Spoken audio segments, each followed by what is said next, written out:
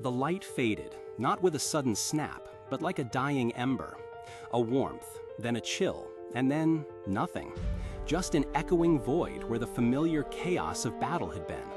Peter Quill, Star-Lord, had faced down countless dangers, survived impossible odds, but this descent into absolute stillness was new.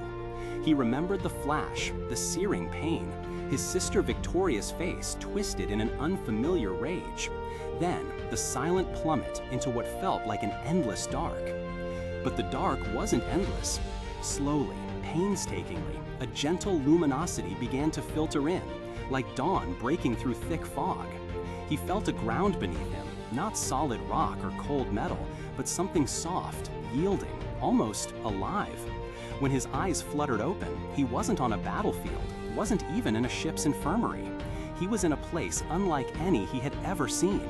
A landscape of perpetually shifting colors, bathed in a light that seemed to emanate from everywhere and nowhere. This was the Softlands, a realm for nomads, for people who truly don't belong anywhere. This was Purgatory, a strange, beautiful detour.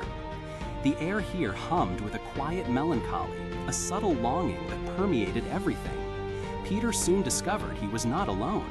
The Softlands were populated by beings of various forms, their faces etched with a shared sense of displacement. They were the wanderers, the in-betweeners, souls unmoored from their original realities, finding a temporary haven in this liminal space. Their voices, when they spoke, were soft, like distant wind chimes. They welcomed him with a quiet curiosity, seeing in him perhaps another lost soul, though he quickly realized his own vibrant, often chaotic energy stood out. He learned of their quiet existence, their simple joys, and their profound sorrow. For even in Purgatory, shadows could loom large. A tyrannical presence known as Greylight had cast a pall over their fragile peace. Greylight, they whispered, was a son of the demon Mephisto, a being of pure malice who thrived on their quiet despair, draining the Softlands of its gentle light, trapping its inhabitants in a cycle of fear and submission. He ruled their ethereal town with an oppressive grip, his mere presence stifling their essence. At first, Peter was disoriented, his usual bravado muted by the sheer strangeness of his situation. He was a space pirate, a guardian of the galaxy, not a spiritual warrior in some mystical afterlife. He yearned for the familiar hum of the Milano, the irreverent banter of Rocket, the comforting weight of his quad blasters. But as he spent more time among the Softlanders, as he witnessed their quiet suffering and their silent yearning hope, something within him shifted.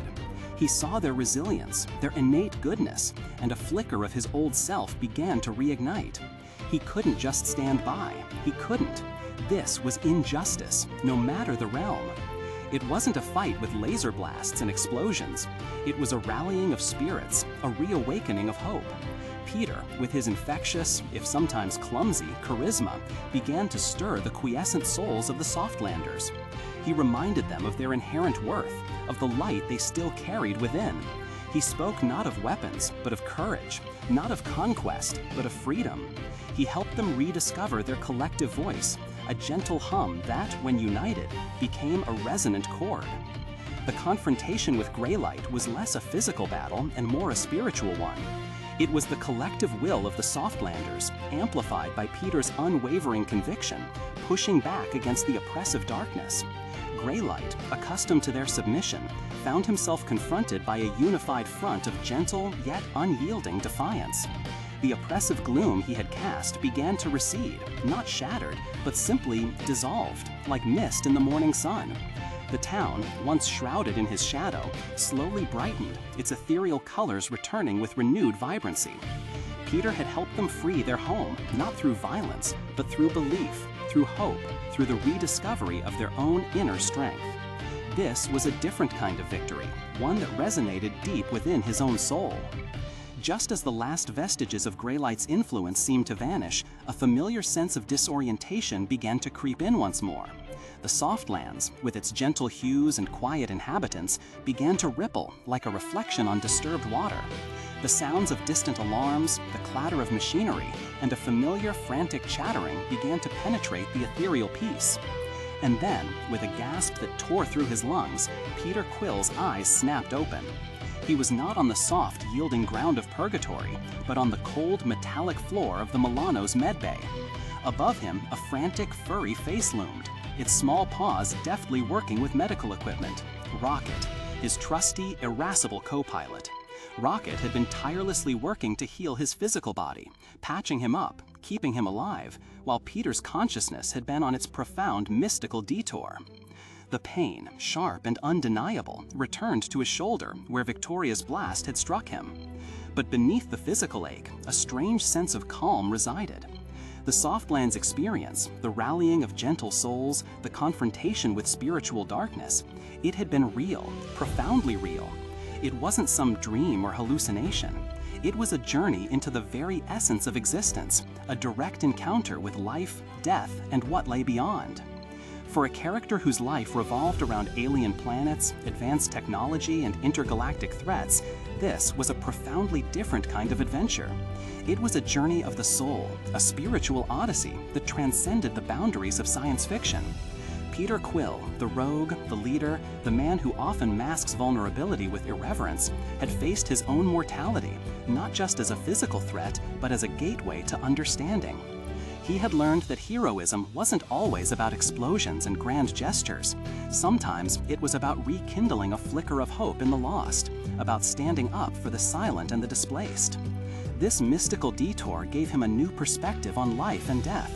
He had seen a realm where souls resided, not in judgment, but in a quiet waiting, a space for reflection and perhaps rebirth.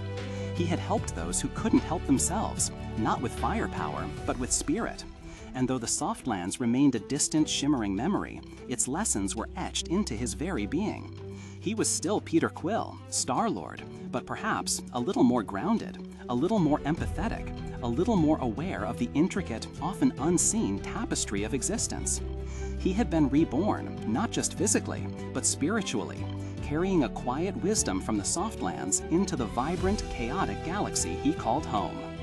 This incredible journey reminds us that even in the most unexpected places, profound growth can occur, and that sometimes the greatest battles are fought not with blasters, but with the strength of the spirit. What are your thoughts on Peter's unique spiritual adventure? Have you ever had an experience that completely shifted your perspective on life? Share your stories in the comments below. If you found this tale intriguing, please consider giving us a like and subscribing for more explorations into the fascinating depths of fictional universes. Until next time, keep exploring both the stars and the depths of your own spirit.